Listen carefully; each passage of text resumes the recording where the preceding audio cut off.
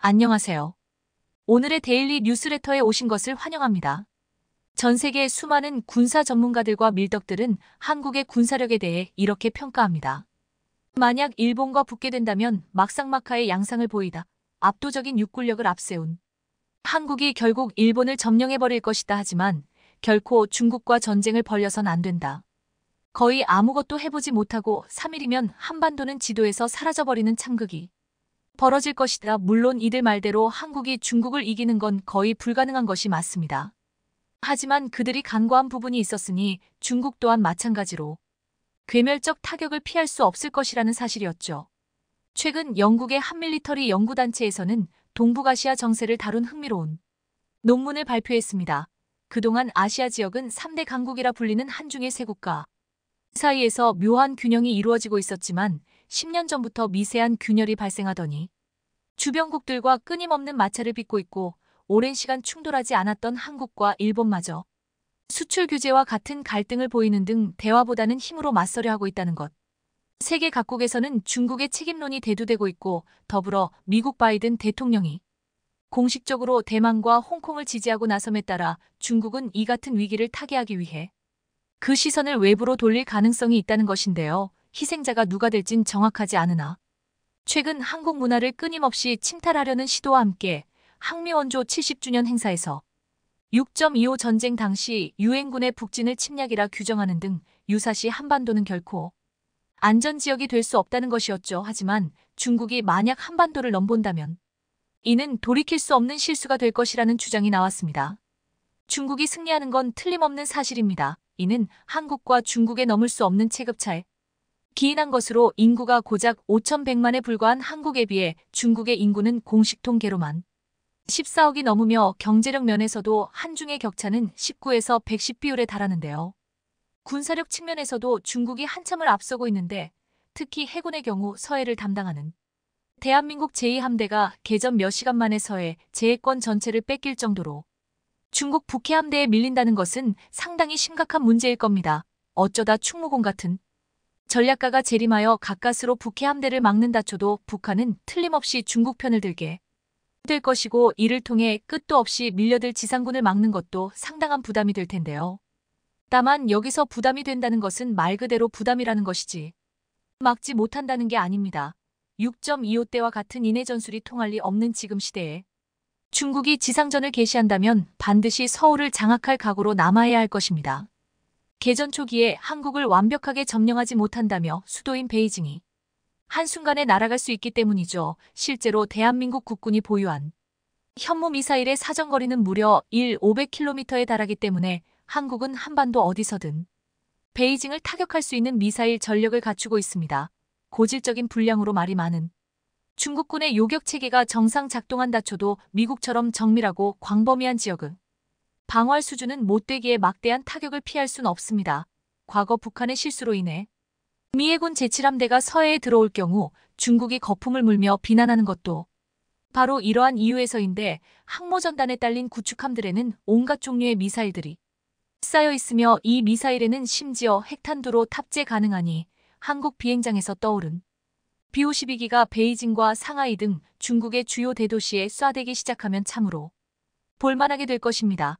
중국은 S-400을 비롯한 요격체계나 제-20과 같은 기초적인 스텔스 전투기를 보유하고 있기 때문에 과거 월남전과 같이 한국 공군의 일방적인 폭격을 구상하기는 어렵지만 어쨌든 한국은 중국의 멱살을 잡기엔 충분한 전력을 갖춘 셈이고 상황이 이렇다 보니 아무리 중국이라도 함부로 전면전을 개시하기 어렵다는 게 중론인데요. 소위 군알못들은 한국의 땅덩어리만 보고 한국군의 위력을 과소평가하기 십상이지만 실상 한국군의 전력은 전 세계적인 기준으로 봐도 4위에 달하며 러시아군을 제외하고 본다면 중국군과 2, 3위를 다투는 높은 수준입니다. 심지어 이러한 전력상 우위는 기동 전력이 아니라 포병 전력에 한한 것으로 기동 전력은 아직까지 K1과 같은 3세대 전차가 다수인 한국군보다 중국이 우세하지만 주력 부대만 놓고 비교한다면 오히려 한국군이 우위에 있다는 점주로 한국이 수비적인 전술로 갈 확률이 높다고 봤을 때 이 같은 차이는 실전에서 더 크게 드러날 것입니다. 그리고 여기서 분명히 해야 할 것이 있습니다. 과연 중국 육군 전력은 소문대로 강하냐는 것.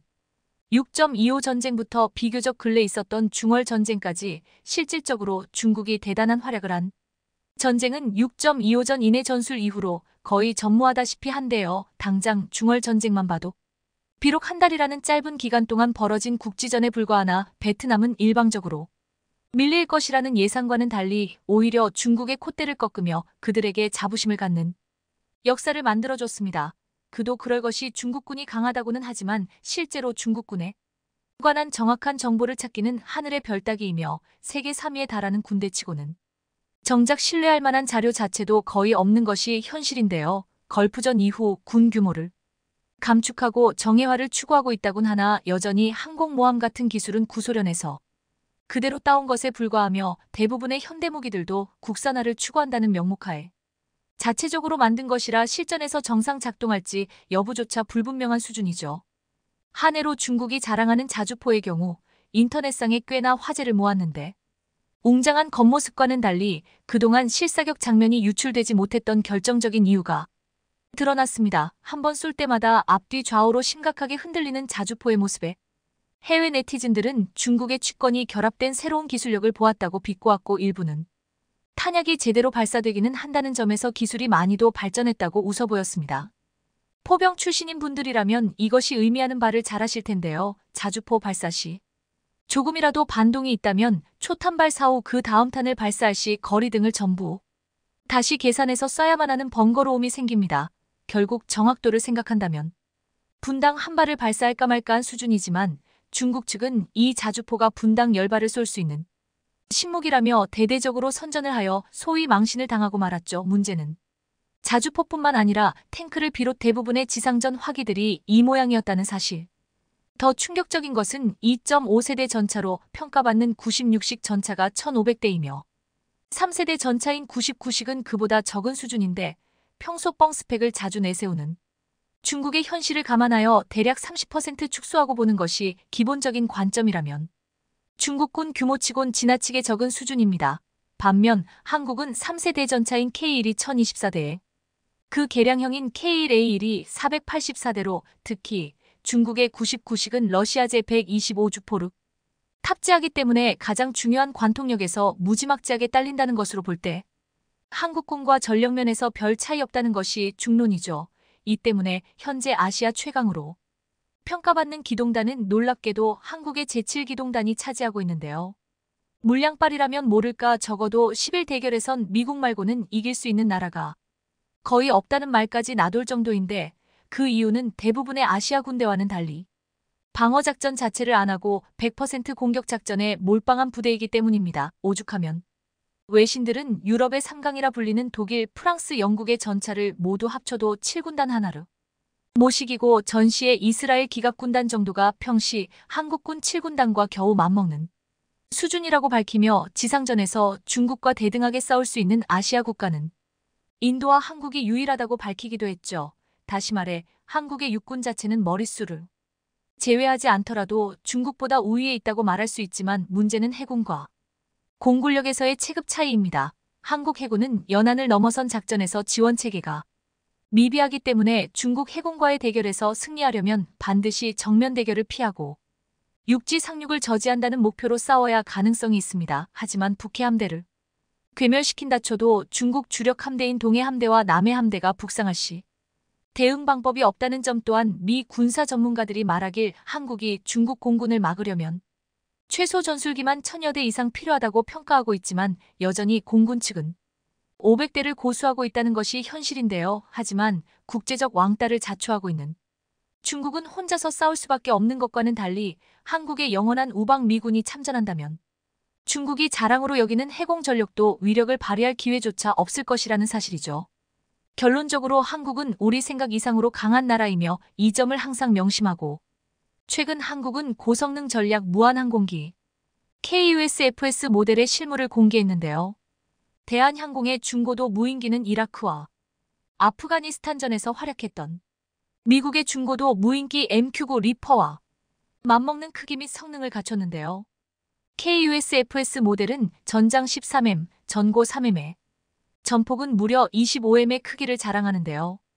2013년부터 개발에 착수한 KUSFS는 2021년에 시험평가를 마무리했으며 올해의 개발 완료를 목표로 하고 있는데요. O700KG의 최대 이륙 중량, 시속 360km의 최대 속도, 500km의 운용 반경으로 20시간 운용이 가능한 중고도 무인기로 알려졌습니다. 대한항공 관계자는 KUSFS의 개발 완료 후 공군을 대상으로 군사용 무인기로 투합할 계획이다. 본격적인 양산이 시작된다면 민간으로의 유통도 고려하고 있다. 라고 설명했는데요. 대한항공은 국방과학연구소 주관 저피탐 무인편대기 개발 과제에서 우선 협상 대상자에 뽑혔다고 밝힘에 따라 이와 같은 고도 무인기 개발 속도가 빨라질 것으로 기대가 되고 있는데요. 레이더나 음향, 광학 등의 장비로부터 탐지될 확률을 낮춘 저피탐 무인편대기는 원격으로 조종하는 무인 항공기로 단면적을 적게 하거나 전파를 흡수하는 재료를 사용해 적의 눈에 띄지 않는 것이 특징인데요. 저피탐 무인편대기 개발은 새로운 무기체계 개발을 위한 국방과학연구소의 미래 도전 국방기술과제 중 하나로 저피탐 무인편대기 기술은 국내에선 처음으로 개발하는 기술로 알려졌습니다. 국방과학연구소는 지난해 11월부터 무인편대기 기술 개발에 착수해 기본 설계를 마쳤다고 밝혔는데요. 우선 협상 대상자로 선정된 대한항공은 국방과학연구소와 상세 설계를 함께할 예정이라고 예고했는데요. 대한항공은 저피탐 무인편대기와 유인기가 동시에 임무를 수행하는 유무인 복합체계 개발을 구상하고 있다며 이 체계에서 유인기 1대가 무인기 3, 4대와 편대를 이뤄 유인기를 지원 호위하는 역할을 하는 동시에 감시 정찰이나 전자파 교란, 정밀 타격 등 독자적 자율 임무도 수행한다고 설명했습니다.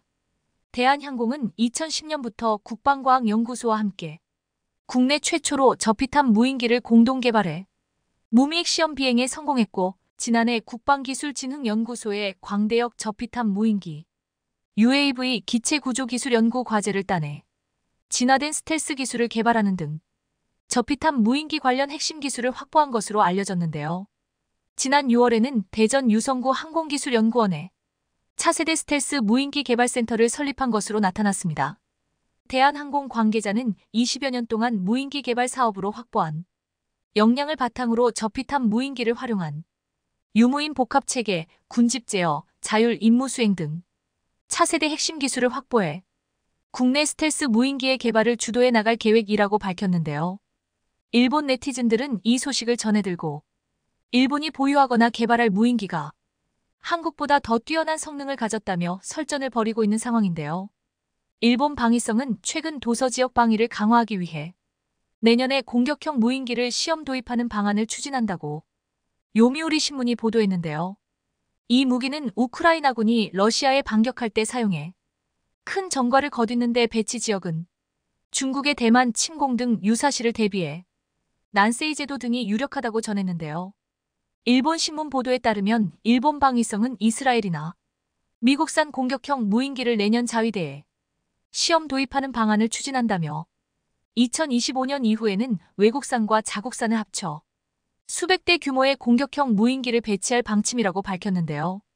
무기는 주로 규슈 남쪽에서 대만 동쪽까지 뻗어있는 난세이 제도의 섬에 배치될 예정으로 중국의 대만 침공 등 비상사태를 대비한다는 포석으로 이 무기는 유사시에는 섬에 접근하는 적 함정이나 상륙을 시도하는 부대를 공격하고 평상시에는 주둔지와 기지에서 경계 감시 목적으로 활용된다고 설명했습니다. 일본 시험 도입이 검토되고 있는 무인기는 이스라엘산 하롭과 미국산 스위치 블레이드 등인데요. 일본 또한 아직 무인기 개발이 이뤄지지 않은 상황으로 군사무기를 구입해 사용하는 쪽으로 가닥을 잡고 있는 것으로 알려졌습니다. 하롭은 길이 약 2.5m에 항속 시간이 9시간으로 긴 것이 특징으로 스위치 블레이드는 길이 약 36cm로 휴대하기 쉽지만 항속 시간은 15분으로 짧기 때문에요. 둘 다 표적을 찾아내 직접 부딪혀 파괴하는 자폭 방식으로 공격하게 되는데요. 튀르키의 터키산 TV처럼 탑재한 미사일로 공격하는 유형의 무인기도 후보로 거론되고 있으며 자국산 개발도 지원할 계획이라고 신문은 전했는데요. 현재 일본 자위대가 보유한 무인기는 미국산 고고도 무인 정찰기 글로벌호크와 스캔 이글 등 경계 감시와 정보 수집용뿐인데요. 그러나 기시다 후미오 내각은 내년부터 공격용 무인기도 보유하기로 했다며 기시다 내각은 올해 안에 국가안보전략 등 안보 관련 세계 문서를 개정하고 내년부터 방위비를 대폭 증액할 방침을 밝히는 등 방위력의 근본적인 강화 틀 추진하고 있는 상황으로 알려졌는데요. 일본 국민은 그동안 헌법의 근간인 평화주의와 상대방이 공격했을 때 방위력을 행사하는 전수방위 원칙을 중시해왔습니다. 하지만 최근 중국과 북한, 러시아 등에 의한 동아시아 안보 우려가 커지자 일본 정부의 방위력 강화에 동조하는 모습을 보이고 있는데요. 특히 러시아가 우크라이나 침공을 단행하자 대만 등 아시아에서도 유사 사태가 발생할 수 있다는 불안감이 확산했다고 알려졌는데요. 방위성의 공격형 무인기 도입 방침 역시 우크라이나군이 러시아군에 반격할 때 인적 피해를 줄이면서 큰 전과를 거두고 있다는 판단에 따른 것이라고 요미우리는 전했습니다. 도입을 검토하는 후보 중 스위치 블레이드는 최근 미군이 우크라이나군의 공여에 실제로 사용되고 있는데요. 우크라이나군도 러시아군이 운용 중인 이란제 무인기를 격추했다고 주장하는 등 양측은 공격용 무인기를 전쟁에서 적극 사용 중인 것으로 알려졌습니다. 현재 일본과 다르게 한국은 자체적으로 공격형 무인기 개발을 추진하고 있는 상황인데요. 대한민국에서 자체 개발하여 상용화를 앞두고 있는 무인 헬기부터 초도 비행을 몇 차례 성공적으로 완수한 후 완성형 전략 무기로 거듭날 준비를 하고 있는 소형 무인기까지 다양한 것으로 알려졌습니다. 물론 비공개로 진행되는 부분이 많기 때문에 모든 것을 알 수는 없는 상황인데요. 유인 헬기의 무한화 기술은 방위 산업에서 세계적인 트렌드라고 할 수 있습니다. 기술 발전 양상이 상용화 단계에 이르는 데다 그 활용도 또한 점차 확대되고 있기 때문인데요. 최근 군사무기 전시회에서 선보인 한국 무인 기술은 이러한 방위 산업 트렌드에 한 발 다가선 것으로 군사 전문가들은 한국의 무인 기술이 좋은 첫 발걸음을 뗐다고 평가했는데요. 최근 한국 무인 헬기의 선두주자는 대한항공으로 몇 달 전 대한항공은 자체 개발 중인 500MD 무인 헬기 초도 비행을 성공적으로 마쳤는데요. 개발 중인 500MD 무인 헬기는 기존 500MD 유한 헬기를 무한화한 것으로 외형만 놓고 봤을 때는 많은 이들에게 익숙한 모습을 하고 있는데요. 하지만 그 안에 탑재된 최신 기술은 헬기의 활용 양상을 완전히 새로 개편했다고 해도 과언이 아닌데요. 대한항공이 개발 중인 500MD 무인 헬기는 유상화 중 440kg이며 6시간 동안 채공이 가능하며 비행 제어 컴퓨터, 전술급 통합 항법 장치, 전기 기계식 로터 작동기 등 다양한 첨단 비행 조종 시스템이 탑재됐으며 향후 임무 장비가 탑재됨에 따라 무인 헬기의 활용도는 주야 정찰 감시 임무까지 확대될 수 있을 전망인데요. 500MD 무인 헬기 개발의 역사는 2013년에 시작됐습니다. 당시 대한항공은 보잉과 기술 협력에 관한 양해각서를 체결하고 대한항공이 보유하고 있던 선도적인 무인 시스템 기술에 보잉의 무인 헬기 노하우를 접목해 본격적인 무인 헬기 개발에 도입했는데요. 대한항공은 2021년까지 개발 보완 등을 통해 문용고도 및 비행 영역 등을 확대해갈 계획이라고 밝혔는데요. 군사무기 관계자들은 이번 헬기 무한화 기술 입증에 따라 UH-1H, UH-60 등 헬기뿐 아니라 고정익 전투기도 무인화가 가능할 것으로 기대한다며 국내 시장뿐 아니라 해외 시장까지 진출할 수 있는 무인 헬기 개발에 최선을 다할 것이라고 밝혔는데요. 최근 군사무기 전시에서는 무인 헬기 외에도 고정익 무인 항공기도 관람객들의 이목을 끌었는데요. KUSFT 역시 대한항공에서 개발한 다목적 전술 무인 항공기로 급강하, 단거리 착륙, 야간 자동 이착륙, 비상시 낙하산 착륙 등이 가능하며 24시간 이상 연속 임무 수행이 가능한 고성능 무인기로 KUSFT는 개발 단계에서부터 산악 지형이 많은 한국의 작전 환경에 최적화되도록 설계됐습니다. 좁은 공간에서도 목표 지점에 정확하게 착륙할 수 있도록 급강하 및 단거리 착륙 기능이 집중적으로 개발된 것인데요.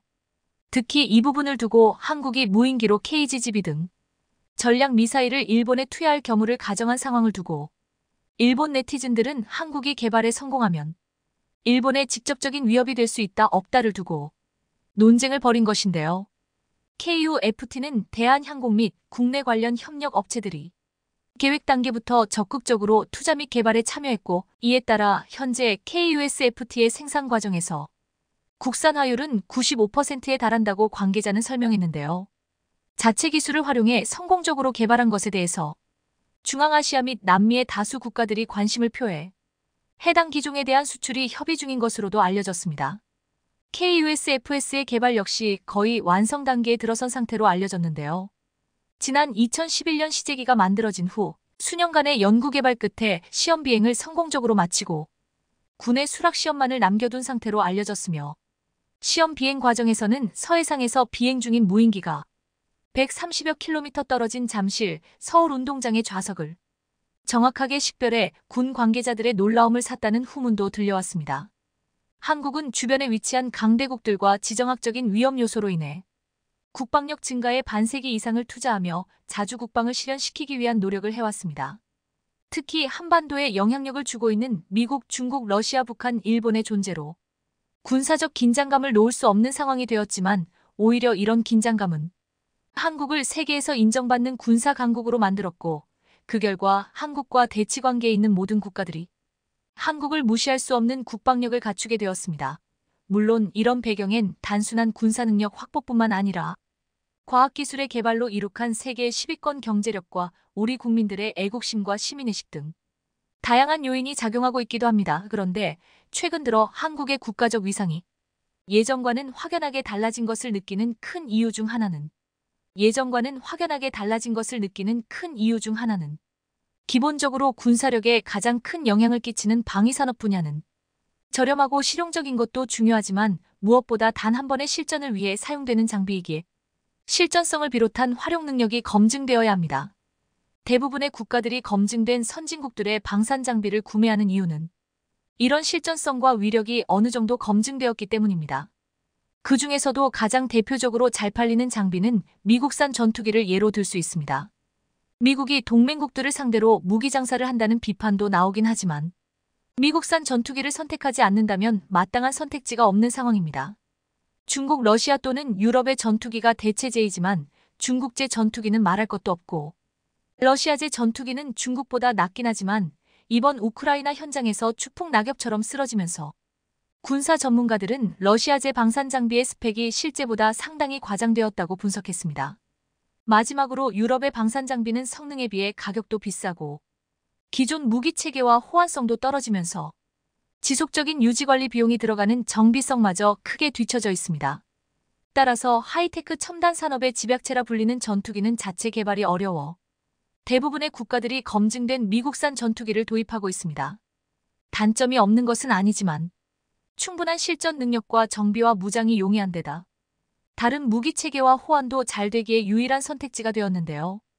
대표적으로 F-16 전투기는 전 세계적으로 5,000대 넘게 판매되었고 F-35 역시 현재 생산 대수는 700대가량이며 판매가 예정된 계약 물량은 1,000대를 돌파했습니다. 하지만 최근 국제방산 시장에서 미국이 주도하는 전투기 시장의 분위기는 완전히 바뀌고 있습니다. 한국이 미국산을 대체할 방산장비구 중에서도 최첨단 하이테크 기술력이 필요한 전투기 분야에서 무시할 수 없는 성과를 내고 있습니다. 물론 한국의 방산장비는 K2흑표 전차와 K9자주포부터 각종 대공방어 미사일까지 명성이 자자했지만 그 중에서도 가격적으로도 가장 비싸고 필요한 기술력의 수준 자체가 다른 전투기 분야가 주목을 받고 있습니다. 월드컵 경기가 한창이던 며칠 전 이집트로부터 FA-50 경공격기 도입에 관한 본계약이 체결되어 빠른 시일 내로 100대가량의 FA-50이 이집트로 납품될 것이라는 소식이 들려왔습니다. 그런데 이번 이집트의 계약 주체는 아랍산업화기구 AOI이며 아랍산업화기구 AOI는 1970년대 이집트와 사우디아랍에미리트 UAE와 카타르 이렇게 4개국이 모여 방위산업의 공동개발을 감독하기 위해 설립한 군사조직이며 군사장비를 생산하는 12개의 공장을 보유하고 있습니다. 현재는 운영상의 이유로 이집트에서 100% 지분을 가지고 있지만 그 시초는 아랍 국가들이 연합하여 군사력 증강을 위한 단체로 현재도 이들 아랍 국가들은 방위산업 분야에서 다양한 협력을 하고 있습니다. 아랍 국가들 중에서 가장 강력한 방위력을 지닌 것으로 평가받는 이집트가 한국의 FA-50 경공격기를 도입하게 되자 AOI와 관련되었던 국가들 중심으로 FA-50을 눈독 들이고 있는 상황입니다. 현재 AOI의 구성국인 사우디, 카타르, UAE의 주력 전투기들은 구형의 F-15와 F-16으로 대부분 80년대에 도입된 4세대 미국산 전투기입니다. 특히 지난 수십 년간 미국과 사이가 좋았던 중동 국가들이었지만 최근 들어 석유 감산 문제와 사우디가 주축인 석유 수출기구 OPEC 국가들이 같은 산유국인 러시아와 정책 방향을 같이 하면서 미국과의 갈등이 조금씩 커지게 되었고, 그 결과 미국의 바이든 정부에선 카아랍에미리트 UAE에게 F-35 스텔스 전투기 판매를 중단하는 결정을 내렸고, 터키는 F-35 프로그램에서 퇴출시켰습니다. 또한 사우디와 카타르 정부는 미국 정부에게 F-35 스텔스 전투기 판매를 요청했지만 미국과 긴밀한 관계에 있으면서 중동 국가들과 군사적 긴장감을 유지 중인 이스라엘의 반대로 F-35 도입이 완전히 무산되었습니다. 이렇게 공군력이 비어버린 중동 국가들은 결국 울며 겨자 먹기로 유럽의 전투기들을 도입하고 있습니다. 하지만 유럽의 전투기들은 부족한 무장 능력과 작전 반경 등 많은 단점들이 있었고, 유로파이터 개발 국가인 영국, 독일, 이탈리아 3국은 모두 주력 전투기로 미국산 F-35를 도입하는 결정을 내리는 등 개발국마저 사용하지 않는 전투기를 도입하려는 상황입니다. 그런데 여기에 기적처럼 한국의 FA-50이 등장했는데요. 미국의 F-16과 많은 부품을 공유하는 FA-50은 그 자체로도 4세대 전투기의 성능을 내지만 이번에 미국이 FA-50에 탑재될 4.5세대 레이더인 AN/APG-83AESA 레이더의 수출을 승인했습니다. AN/APG-83AESA 레이더는 이번에 중동 국가들이 도입한 4.5세대 유럽산 전투기와 동일한 4.5세대 F-16 바이퍼 전투기에 도일 탑재되는 레이더입니다. 여기에 암람 미사일 탑재까지 결정되면서 한국의 FA-50 경공격기는 훈련기 역할도 충분히 수행하면서 동시에 4.5세대 수준의 전투 능력을 확보한 작은 괴물로 진화했습니다.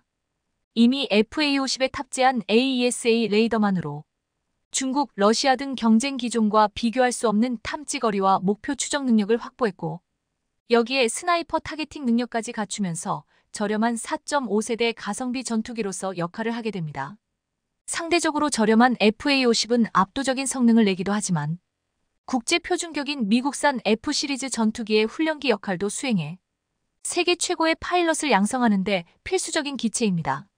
사우디, 카타르, UAE를 비롯한 중동 대부분 국가들은 F-35 스텔스 전투기의 도입을 원했지만 미국의 반대로 도입이 무산되었는데요. 한국의 FA-50을 도입하면 이제 곧 상용화를 앞둔 한국의 준 5세대 스텔스 전투기인 KF-21마저 안정적으로 운용할 수 있게 됩니다.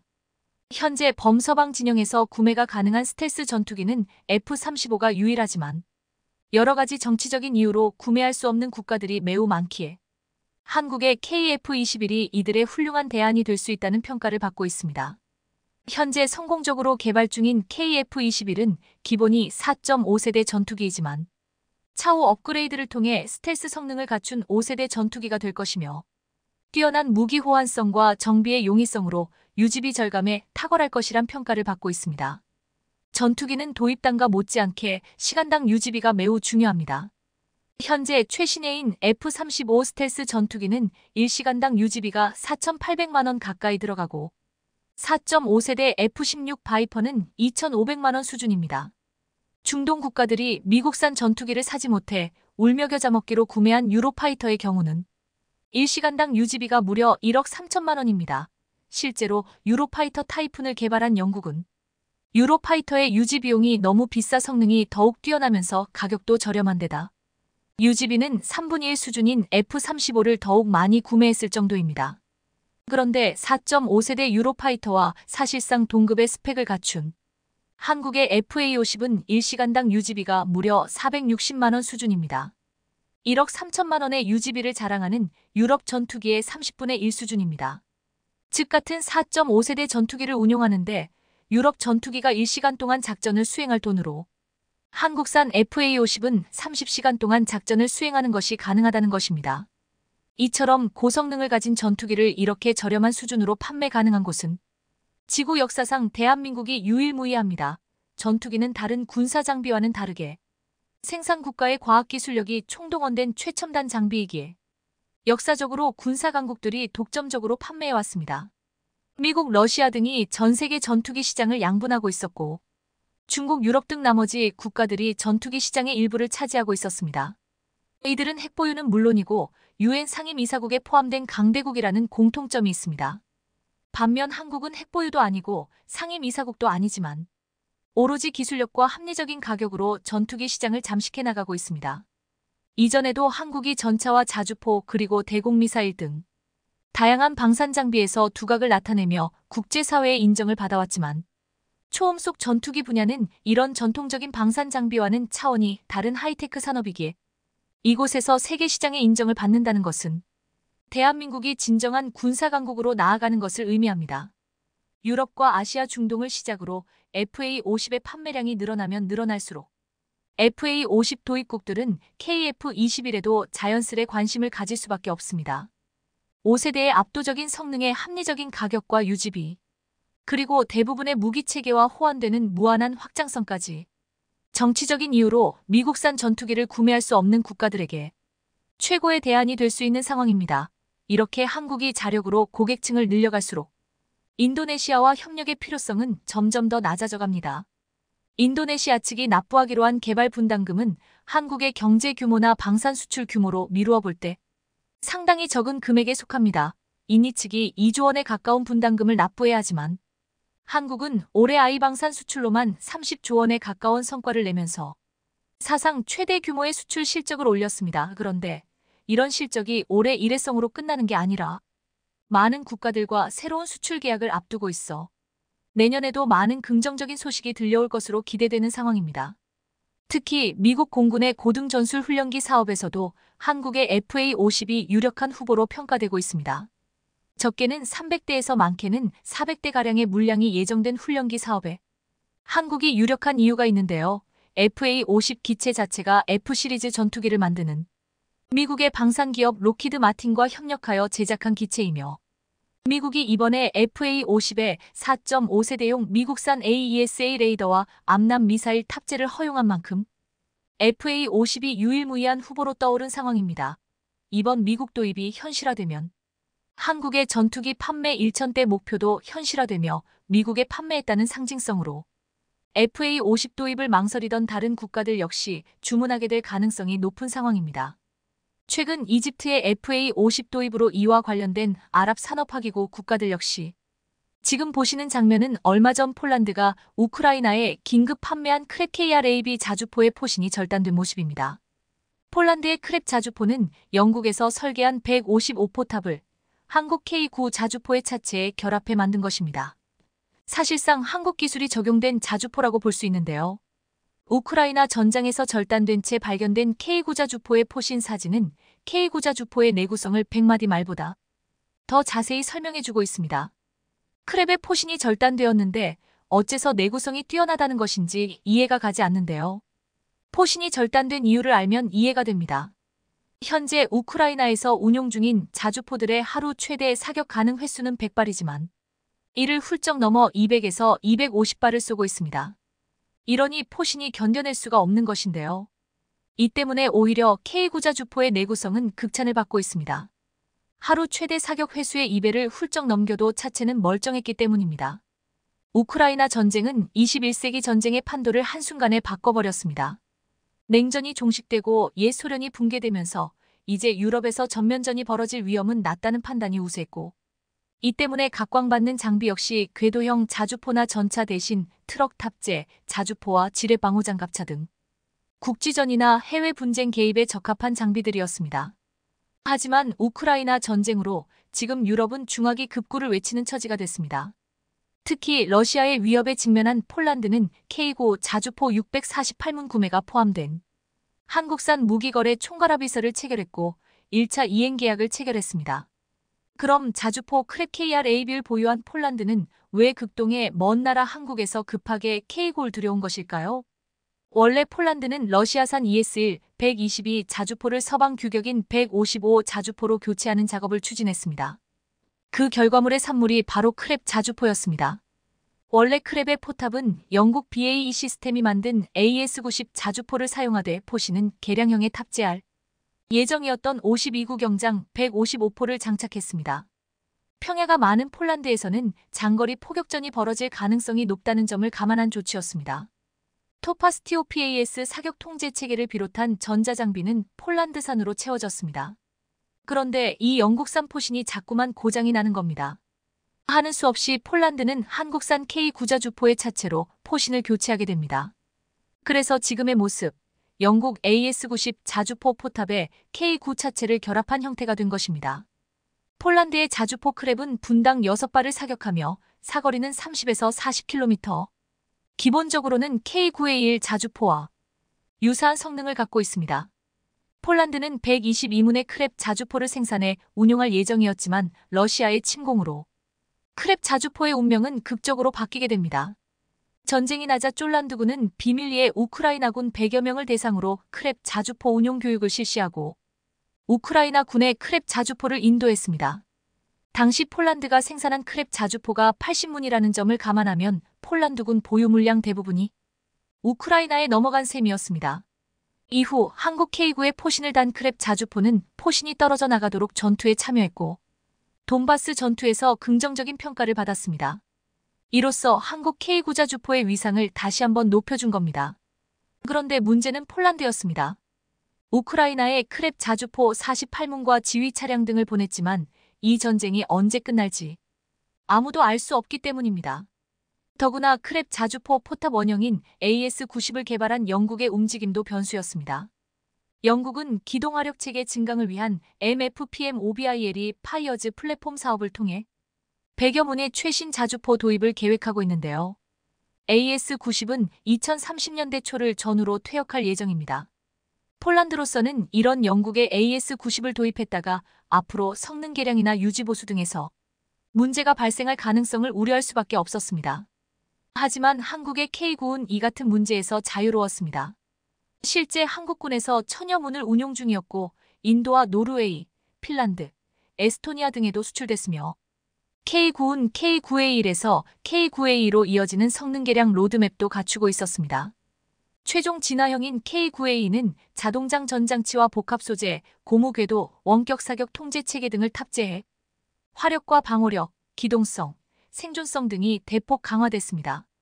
분당 발사 속도는 기존 6발 대비 1.5배 늘어나며 탑승 병력의 숫자도 기존 5명에서 절반 정도로 줄어들게 됩니다. 반면 서방 국가의 경쟁 기종들은 성능 개량 계획이 구체화하지 않았거나 개발이 진행 중인 상번입니다. 이래서 크랩 자주포의 포신을 통해 한국 K9의 기술 수준을 접한 폴란드로서는 K9의 과거와 현재, 미래의 모습에 주목할 수밖에 없게 되었고 결국 한국산으로 결정하게 된 것입니다. 더구나 우크라이나나 폴란드처럼 탁 트인 평야에서는 곡사포가 은신할 곳이 없고 포탄의 궤적을 추적하는 대포 병레이더 운용을 감안하면 먼 거리에서 정확하게 포탄을 쏜 후 신속하게 이달해야 합니다. 그래서 K9를 비롯한 고성능 자주포 대량 배치는 평야에서의 장거리 포격전에 큰 영향을 미칩니다. 폴란드가 한국 무기를 원하게 된 또 한 가지 결정적인 이유가 있습니다. 외신에 따르면 폴란드군은 지난해 초 러시아군의 침공을 가정한 가상어 게임 윈터 20을 실시했다고 합니다. 그런데 폴란드 육군이 국토를 가로지르는 비스툴라 강 동쪽 지역을 22일간 지키는 것을 목표로 한 이 워게임에서 러시아군은 개전 4일차에 수도 바르샤바 포위에 성공했고 5일차에 폴란드군은 사실상 전멸한 것으로 알려졌습니다. 참담한 시뮬레이션 결과를 받아들고 실제로 우크라이나 전쟁을 눈으로 본 폴란드는 더 이상 망설이지 않고 서둘러 K9과 K2 전차의 대량 도입을 결정했던 것입니다. 우크라이나 전쟁터에는 지금 유럽과 미국 탱크들의 전시장이라 해도 과언이 아닐 만큼 각 나라의 탱크들이 모여 있습니다. 영국도 20문의 AS90 자주포를 우크라이나에 원조했습니다. AS90은 영국군이 1993년부터 운용을 시작한 자주포로 K9의 개발 초기에만 해도 영국 AS90의 재원과 시스템이 많은 참고가 되었을 정도로 한때는 선진 자주포의 상징 중 하나로 여겨졌던 자주포입니다. 처음 3분간은 분당 6발씩, 그 뒤에는 분당 2발씩의 지속 발사가 가능한 장전 체계를 갖추고 기동 중에도 사격 지원을 받고 정지의 1분 만에 사격이 가능한 사통장치를 갖추고 있습니다. 하지만 포신이 39구 경장이라 K9에 비해 사거리가 짧습니다. 영국은 203년까지 AS90 자주포 및 MLRS, 기타 노후된 포병 자산을 퇴역시키고 무인기 및 정밀 유도 로켓으로 대체 예정인데요. 그래서 영국이 AS-90을 퇴역시킨 자리에 과연 어떤 자주포를 도입할지 세계의 관심이 쏠려 있습니다. 그리고 유력 후보 중 하나로 물론 K9의 개량형도 올라가 있습니다. 그런데 이런 상황에서 한국에 엄청난 호재가 들려옵니다. K9의 경쟁 자주포인 프랑스 넥스터사의 캐사르 자주포의 가격이 공개된 겁니다. 방산 전문 매체 세퍼드 미디어에 따르면 캐사르 자주포 한 문당 가격은 하나로 약 80억 원이었습니다. 그런데 하나디펜스의 K9 자주포 가격은 50억 원 안팎으로 알려져 있어 가격 면에서 프랑스의 캐사르 자주포는 비교 상대가 안 됩니다. 가격뿐 아니라 방호력, 연사력 등 여러 가지 면에서 K9 썬더가 프랑스의 캐사르와 비교해 우위를 점하고 있는 것으로 나타난 겁니다. 캐사르 자주포는 바퀴 8개인 대형 트럭에다 구경 155포를 얹은 자주포로 분당 6발을 쓸 수 있습니다. 하지만 반자동 장전 방식을 채택해 포수들의 피로도가 높아지고 또 포탑이 장갑화돼 있지 않아 포수와 장약수 등 전원은 차량 밖에 있는 만큼 적의 공격에 취약합니다. 따라서 생화학 무기에 대한 방어력도 없습니다. 반면 한국의 K9 자주포는 155-52 경장 장포신을 채용해 사거리가 최대 40km에 이르며 자동 탄약 장전 장치를 장착해 15초 안에 3발을 발사하고 분당 6에서 8발을 쓸 수 있습니다. 또 분당 2에서 3발을 1시간 동안 쓸 수도 있으며 1시간에 120에서 180발을 발사할 수 있습니다. 더구나 우크라이나 전쟁에서 폴란드가 보낸 크랩 자주포가 너덜너덜해질 때까지 발사를 하고도 포신은 멀쩡할 정도로 K9 자주포의 우수성이 본의 아니게 입증됨에 따라 K9 자주포의 위상은 더욱 높아질 듯합니다. 영국 차세대 자주포 사업에서도 과연 하나디펜스의 K9 자주포가 또 한 번 축배를 들 수 있을지 주목됩니다.